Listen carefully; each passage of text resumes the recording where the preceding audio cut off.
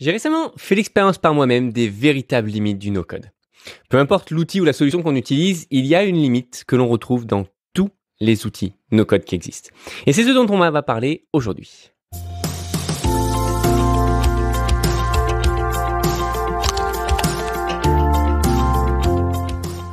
Bienvenue, vous êtes fondateur, vous n'avez pas de compétences techniques, pas de panique. Avec le Startup Snack, on vous donne toutes les clés pour piloter votre startup sereinement. Et c'est disponible sur YouTube et sur podcast.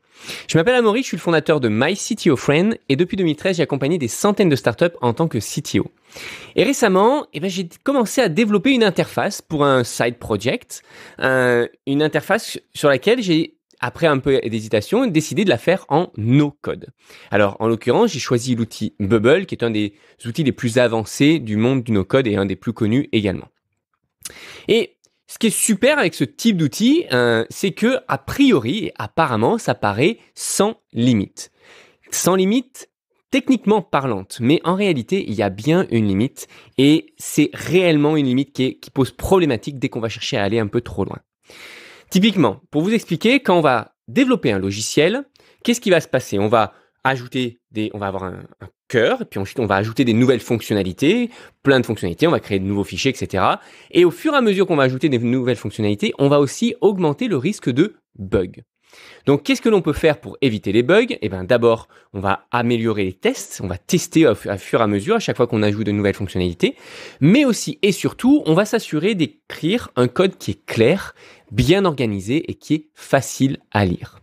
Typiquement, si un nouveau développeur a besoin de revenir, comme là par exemple sur des projets open source, il peut regarder entièrement le code source, voir si oui ou non on a tous nos éléments, le survoler et en quelques secondes, un développeur qui ouvre un fichier ou un dossier de source code, typiquement de code source, va pouvoir se faire une idée de la qualité du code source, si oui ou non on a des tests et si finalement c'est quelque chose qui est compréhensible. Et typiquement, s'il y a des bugs, ça sera relativement facile de les dénicher et de comprendre à quelle ligne est-ce que l'on a un bug. Évidemment, là on parle d'une approche qui est purement code et de l'avantage même du code. Quand on va sur des technologies qui sont de type no-code, c'est évidemment fait pour des personnes qui n'ont pas de compétences en tant que développeurs. Et des personnes qui veulent créer, pour démarrer, une application relativement simple ou une application qui est basée sur quelque chose qui existe et un principe très générique de e-commerce ou etc. Une plateforme assez générique.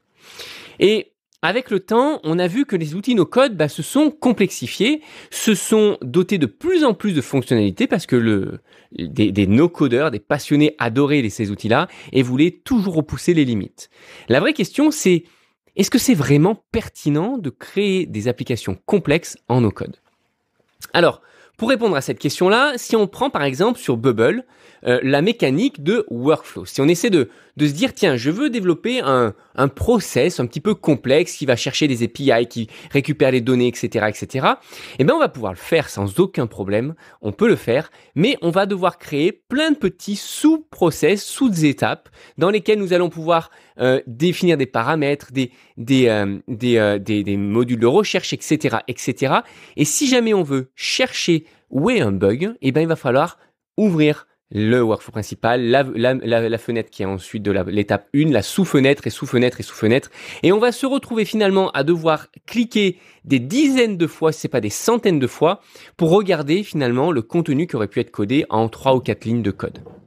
Et finalement, ça va être là la limite du no-code, la limite des applications qui seront trop complexes et qui ne pourront pas aisément, en tout cas, être développées sur du no-code. Non seulement parce que ça va nécessiter des compétences très élevées sur l'outil no-code que l'on veut utiliser, et surtout parce que le projet va devenir plus complexe en no-code que ce qu'il aurait été en code. Typiquement, le no-code n'est pas adapté pour faire des algorithmes complexes. Donc, conclusion, le no-code n'a pas de limite techniquement parlant, mais la limite est par sa nature. Le fait qu'il y a des interfaces no-code, ça limite l'ergonomie, la lecture du code, et dès qu'on va avoir un logiciel qui va être un petit peu complexe, ça va devenir un vrai cauchemar à gérer pour débugger, pour tester, pour comprendre comment ça fonctionne. Et si quelqu'un de nouveau veut prendre en main un outil no-code déjà existant, eh ben, ça va prendre un certain temps, beaucoup plus qu'avec du code classique. Le no-code, c'est juste génial pour démarrer une startup, pour construire ce qu'on appelle un MVP, un minimum viable product, un produit minimum viable, pour créer une application relativement simple avec des workflows simples qui peuvent être complètement personnalisés mais relativement simples, ou alors pour utiliser des templates, des modèles existants d'applications. On ne pourra pas facilement, en tout cas, gérer de grandes quantités de données, des algorithmes complexes ou des process complexes, voire même s'interfacer avec des API qui peuvent être trop complexes. Ça peut être source de bugs.